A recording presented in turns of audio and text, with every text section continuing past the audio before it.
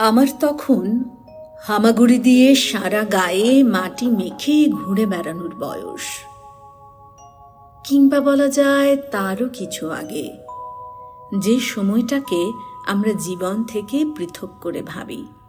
অর্থাৎ আমি ছিলাম যখন আমার মায়ের গর্ভে, খুব নিরাপদ এবং নিঃসঙ্গ। তখন প্রতিদিন সন্ধেবেলায় মাটির তলার ঝিঁঝি পোকাদের গান শুনবার জন্য অধীর আগ্রহে কান পেতে থাকতাম আমি।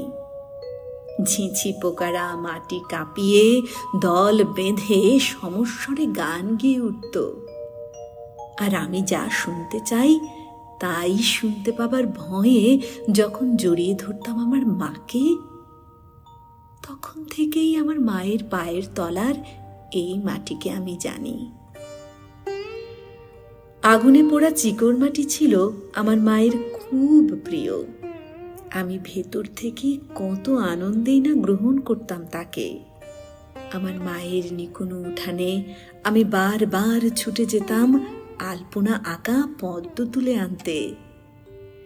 গায়ে কাদা মাখিয়ে কতবার যে নষ্ট করেছি আমার নতুন কেনা মূল্যবান জামা, কতবার যে মায়ের সতর্ক চোখ ফাঁকি দিয়ে আমি বিছানা থেকে গড়িয়ে পড়েছি পিতৃপুরুষের এই কোমল কঠিন মাটির উপরে।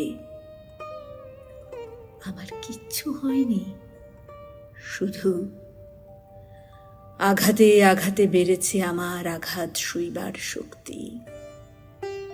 এই মাটির কল্পিত পীযূষ ধারায় আমি বারবার আমার স্তন্যপানের তৃষ্ণা মিটিয়েছি। আজ সেসব কথা ভেবে যখন পায়ের তলার এই মাতৃরূপা মাটির দিকে তাকাই, তখন বুকের ভেতর থেকে ফেলে আসা শৈশবের হু হু করা কান্না উঠে আসে। আমি কাঁদি। মনে হয় এক বৃদ্ধ কুমোর আমার শরীরে বসে ছেনে চলেছেন মহাকালের মণ্ড।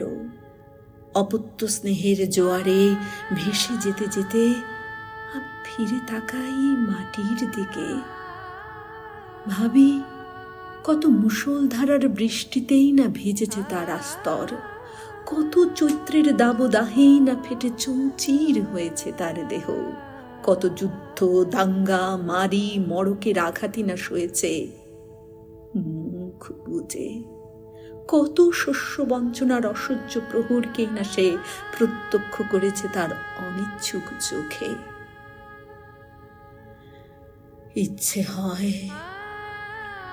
ইচ্ছে হয় আমার প্রিয় মাতৃভূমির সমস্ত মাটিকে, সমস্ত জীবন আমার দুহাতের অঞ্জলিতে ধরে রাখি। মা যেমন জনারণ্যে আগলে রাখেন তার দুরন্ত শিশুকে, মা যেমন জনারণ্যে আগলে রাখেন তার দুরন্ত শিশুকে।